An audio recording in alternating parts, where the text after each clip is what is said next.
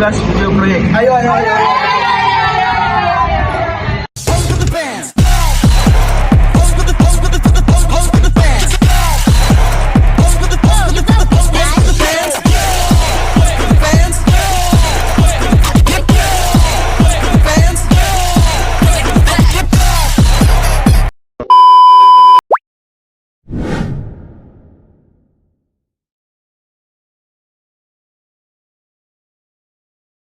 Infeksi nosocomial adalah associated infection.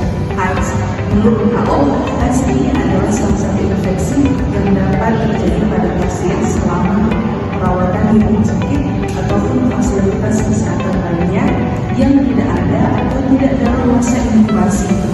HAIS ini dapat membawa pasien di semua jenis lingkungan tempat mereka menerima perawatan ataupun saat keluar dari rumah sakit. Selanjutnya adalah batasan-batasan infeksi nosocomial. Infeksi nosocomial dapat terjadi ketika dalam proses fase perawatan di rumah sakit.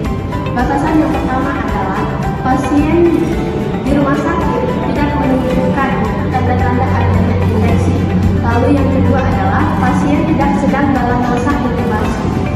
Batasan yang ketiga adalah tanda-tanda biasanya muncul 3 kali 24 jam saat perawatan. Lalu batasan yang keempat adalah infeksi bukan sisa dari penyakit sebelumnya. Namun jika sudah ada infeksi dari penyakit sebelumnya, namun terbukti tidak tercatat, maka itu dapat dikatakan infeksi nosocomial. Pusat Pengendalian dan Pencegahan Penyakit Amerika Serikat mengkategorikan 4 jenis poin infeksi nosocomial. Yang pertama, infeksi aliran darah pada jalur sentral. Yang kedua, infeksi saluran kemih pada kateter. Yang ketiga, infeksi lokasi operasi. Dan yang keempat, pneumonia terkait ventilator. Infeksi nosocomial disebabkan oleh 3 faktor: bakteri, virus, dan jamur. Faktor utama penyebab infeksi nosocomial yang pertama, perilaku tenaga kesehatan, terutama kepatuhan hand hygiene dan prosedur aseptik, dan yang kedua, penggunaan alat medis invasif, dan yang ketiga, kondisi imunitas pasien, dan yang keempat, lama rawat inap, dan yang kelima, faktor lingkungan rumah sakit.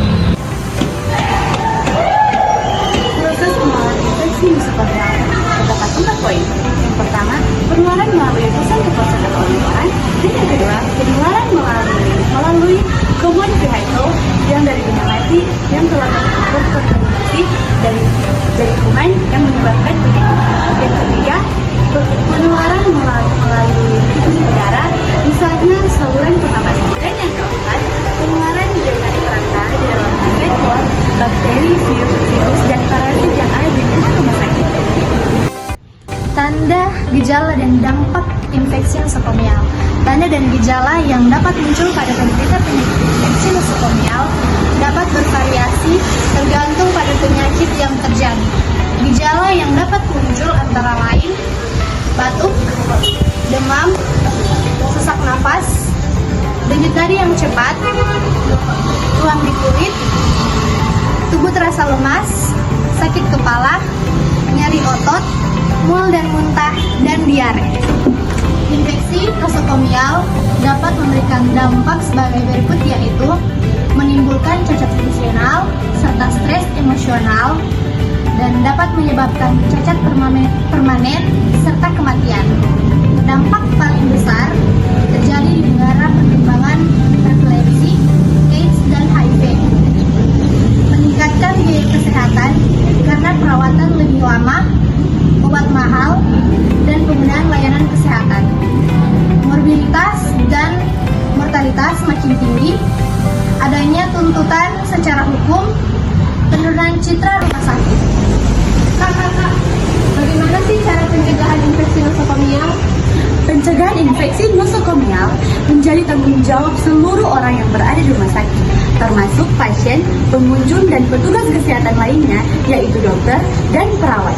Upaya untuk mencegah infeksi ini yaitu yang pertama, cuci tangan, yang kedua, menjaga kebersihan lingkungan rumah sakit, dan yang ketiga, menggunakan alat sesuai prosedur, dan yang keempat, tempatkan pasien yang beresiko di ruang isolasi, dan yang kelima, gunakan alat pelindung diri atau APD sesuai dengan SOP. Kalian tahu nggak sih, rumah sakit itu memiliki program untuk pencegahan dan pengendalian infeksi di rumah sakit, yaitu programnya adalah PPI. PPI ini dilakukan untuk melindungi pasien, keluarga pasien, pengunjung, dan tenaga medis di dalamnya dari infeksi. Caranya bagaimana? Caranya dengan mencuci tangan, menjaga lingkungan, sterilisasi alat, dan menggunakan APD.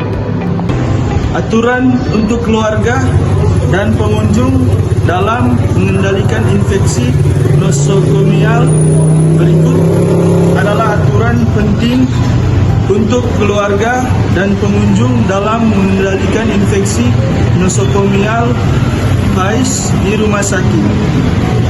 Yang pertama, wajib mencuci tangan. Yang kedua, batasi pengunjung dan area. Yang ketiga, terapkan etika batuk dan masker. Yang keempat, dilarang kontak fisik berlebihan. Yang kelima, jangan berkunjung saat sakit.